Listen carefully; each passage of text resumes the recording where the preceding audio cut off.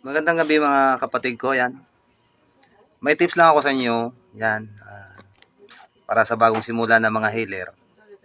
Kasi alam ko naman, sa bagong simula, ganin din ako noon nung nagsimula ako. Hindi pa ako masyadong kabisado sa mga sakit. Like spiritual man or physical. Ayun guys, may tuturo ko siya dapat meron ganito.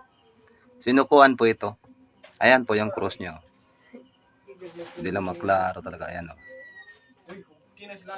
Yan po. Cross po yan. Saka gawin mo siyang parang ganito. Madali mo lang siyang matrace up na ito na sinukuan kasi may bunga siya, itong bunga niya guys.